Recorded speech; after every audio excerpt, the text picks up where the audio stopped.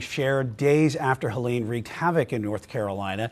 But one Pageland man's efforts to help are now the source of controversy. He flew his own chopper on his own dime to help stranded victims. But that man says he abandoned his rescue missions after a fire official threatened to have him thrown in jail. Well, hey, I want you to let me get in. You step out and go out, help her in, put her bag in the back, get her strapped in. I'm going to take her down, come back. I'll take him, I'll come back, and then I'll get you, okay?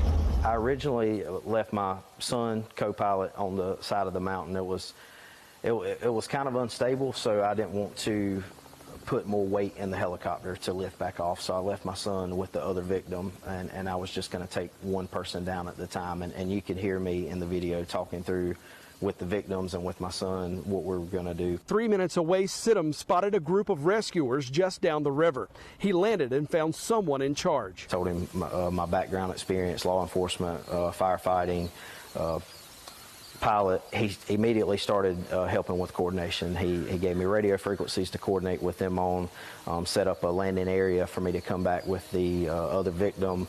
And in the middle of the whole conversation and then blocking the road off, I was greeted by the, at that time I didn't know, but Lake Lure fire chief or assistant chief maybe, and he shut down the whole operation. So at that point I felt like the conversation wasn't going any further. And again, he asked me to leave, and I said, hey, I have no problem getting out of your area. If that's what you want us to do, we'll leave, no issue. At that point, I asked him, what was the reason I had to leave them there, and he said, again, you're interfering with my operation. I just need you to get out of the area.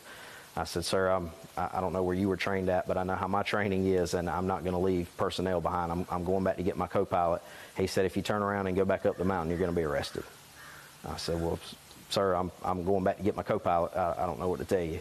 And he said, I'm letting you know. And at that point, he waved for 2 law enforcement officers to come over and told me that again, if I go back up the mountain, I would be arrested. I said, well, sir, I'm going back to get my co-pilot. I don't know what to tell you. And he said, I'm letting you know. And at that point, he waved for 2 law enforcement officers to come over and told me that again, if I go back up the mountain, I would be arrested. He flew the 3-minute trip back, picked up his son, and left the woman's husband behind. Sure, he was flooded with emotions and trying to rescue other people, and I just felt that it was best at the time to leave. So I did follow his instructions, and I had a conversation with the female victim before I left, apologized and explained, and she was standing there. She heard the whole conversation. And they were both very, very surprised, very upset. The husband, as I was leaving off of the side of the mountain, at that point, separated from his wife, he was upset. Hello, my name is Carol, and I'm the mayor of Lake Lure, North Carolina. Our small community has been devastated by the historic flooding caused by Hurricane Helene. A video recently circulated on social media. We want to clarify some facts.